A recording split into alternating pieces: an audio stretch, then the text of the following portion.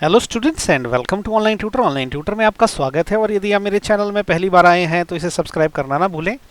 आज हम लोग क्लास 10th मैथ की जो है रियल नंबर का चैप्टर शुरू करने जा रहे हैं। तो आज हम लोग इसकी एक्सरसाइज 1.1 करेंगे। तो चलिए अभी एक्सरसाइज 1.1 का जो है क्वेश्चन नंबर 1 करेंगे। और क्वेश्चन नंबर 1 में उन्होंने पूछा है express each number as product of its prime factors. Okay, ये हमें जो है टोटल 5 नंबर दिए हैं और हमें ये बोला गया है कि इनको इसके प्राइम फैक्टर के तरह जो है वो एक्सप्रेस करना है। ये बड़ा सिंपल क्वेश्चन है, चलिए करके। तो पहले जो फर्स्ट पार्ट करेंगे कि 140 को करना है हमने, तो हम इसका नॉर्मल जैसे हम करते हैं ना प्राइम फैक्टराइजेशन वो करेंगे हम। ओके, तो देखिए 140 ये 2 से जो चलेगा तो 7 दूने 14 और 0 हो गया। फिर ये 2 से चलेगा ये 35 आ जाएगा। ओके, फिर ये जो है अभी 5 से चलेगा। ओके, 5 से तो ये जाएगा 7 पंजे 35। तो ये कितना, इसको हम कैसे लिख सकते हैं 140 को 2 इंटू 2 इंटू 5 इंटू 7। चाहे तो ये आंसर है, चाहे तो हम ऐसा लिख सकते हैं कि दो एन एस को क्लब कर सकते हैं 2 की power 2 multiplied by 5 multiplied by 7। Okay, या तो ऐसे लिख सकते हैं आंसर। ये भी वैलिड आंसर है, ये भी वैलिड आंसर है। तो अभी सेकंड पार्ट करते हैं इसका। सेकंड पार्ट में इन्होंने 156 दे रखा है, हम 156 के प्राइम फैक्टर निकालेंगे। ओके, तो सबसे पहले देखिए ये 2 से आराम से चल पड़ेगा क्योंकि लास्ट में 6 है। तो ये क्या हो जाएगा आपका 7 दूने 14, 1 बच गया, 8 दूने 16। फिर 2 से चलेगा ये, अब ये होता 3 दूने 6, 1 बच गया, 9 दूने 18। अभी 39 जो है 3 से चलेगा। ओके, 1 3 3 3 3 9। तो ये आ गए इसके 156 को हम क्या लिख सकते हैं 2 इंटू 2 इंटू 3 इंटू 13। ओके, या तो ये आंसर हो गया इसका, या हम ऐसे भी लिख सकते हैं 2 की power 2 multiplied bye 3 multiplied by 13। ये भी आंसर रह सकता है।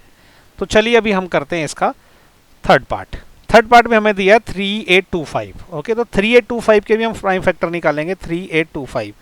देखो ये जो है एक चीज़ तो पक्की है कि 5 से तो पक्का ही चलता है, उससे पहले 3 है, 2 से तो नहीं चलेगा, 3 से ट्राई कर सकते हैं पहले। ओके, तो 3 से देखिए चलेगा क्या, 1 तियाँ तियाँ। ओके, उसके बाद जो है 8 बच गया तो ये हो जाएगा 2 तियाँ 6, 2 बच गया, 7 तियाँ 21, 1 बच गया और 5 तियाँ 15। तो 3 से ये चल पड़ा। अब ये 5 से भी चल सकता है, 3 से भी चल सकता है। पहले 3 से चलाते हैं इसको, ये हो गया 4 तियाँ 12। ओके, ये बच गया 7, तो 2 तियाँ 6, 1 बच गया, 5 तियाँ 15। ओके, अब इसको देखते हैं, ये तो सीधे सीधे 5 से चलेगा और तो मुझे नहीं लगता किससे चलेगा ये। तो ये कितना हो गया देखिए 8 पंजे हो गया 40, 2 बच गए और 5 पंजे 25। ओके, अब अगेन 5 से चलेगा ये, तो ये 1 पंजा 50, 3 बचे तो 35 हो गया और ये 7 पंजे 35। तो ये बच गए इसके, ये फैक्टर बन गए इसके 3825 के। हो गया 3 into 3 into 5 into 5 into 17, 5 into 5 into 17। चाहे तो यही आंसर लिख सकते हैं या चाहे तो इसको ऐसा लिख सकते हैं 3 raise to power 2 multiplied by 5 raise to power 2 multiplied by 17। ये भी आंसर लिख सकते हैं। ओके, तो ये हो गया थर्ड पार्ट का आंसर। अभी हम करेंगे इसका पार्ट नंबर 4। देखिए फोर्थ पार्ट क्या है 5005। इसके भी प्राइम फैक्टराइजेशन करते हैं 5005। तो इसको तो हम क्या करेंगे सीधे 5 से चलाएंगे। ओके, ये 5 से चलेगा जब तो 1001 हो जाएगा। ओके, अब ये बच गया 1001। तो अब हमें चेक करना पड़ेगा कि ये कितने से चल सकता है। तो देखिए सबसे पहले हम इसको देखते हैं 7 से चलेगा क्या, रफ में कर लेते हैं। अगर मैं इसको 7 से चलाने की कोशिश करूं तो क्या बचेगा 7 एकम 7, 3 बच गया तो 30 रहेगा नीचे, तो 7 चौके 28 हो जाएगा। ओके, फिर 2 बचेगा तो 7 तियाँ 21, तो 143 है, 7 से चल पड़ेगा। ओके, 7 से चलाते हैं इसको, ये हो जाएगा 7 एकम 7। ओके, 3 बच गया, 7 चौके 28, 2 बच गया 21 रह गई है, 7 तियाँ 21 ही हो गया। अभी 143 है, 143 को आप और किस चीज़ से काट सकते हो। देखो 143 इसके बाद जहाँ तक मुझे पता है 11 से चलता है। ओके, तो ये इसको 11 से चला के देखते हैं।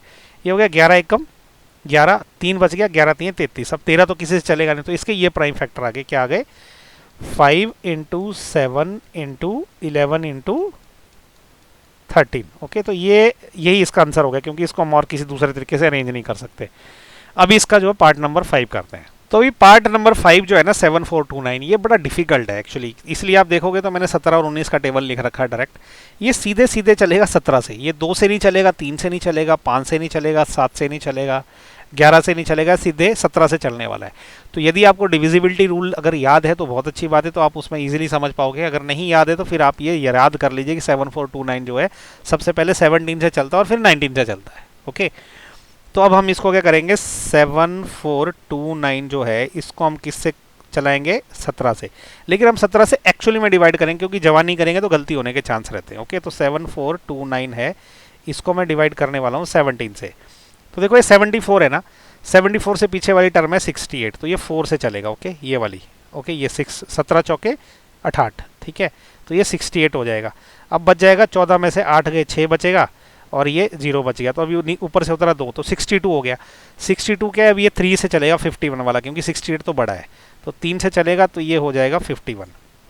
क्या बच गया, 1 और 1 बच गया। अभी ऊपर से उतरा 9, ठीक है, 9 देखो ये 119 है, 119 जो है 7 से चलेगा, तो ये 437 बच जाएगा। ओके, तो यहाँ बच जाएगा 437।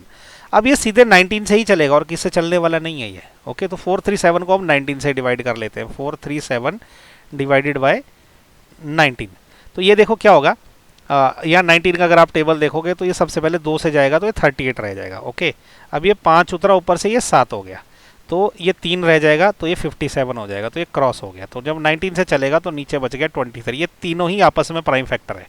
तो इसको हम कैसे लिख सकते हैं, 17 मल्टीप्लाइड बाय 19 मल्टीप्लाइड बाय 23, तो ये है आंसर।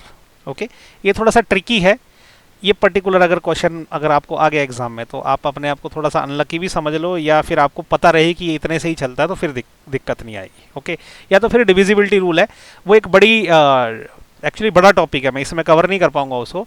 डिविजिबिलिटी रूल अगर आपको याद है तो फिर उसमें आप इजीली पता कर सकते हो कि 17 से ही चलेगा सबसे पहले। ओके, तो एनीवे इसी के साथ जो है ना क्वेश्चन नंबर 1 खत्म हो गया, और नेक्स्ट वीडियो में हम करेंगे क्वेश्चन नंबर 2। और यदि आपको मेरे वीडियो पसंद आ रहे तो इनको लाइक शेयर और सब्सक्राइब जरूर करें। Okay, thank you so much for watching my video, thank you.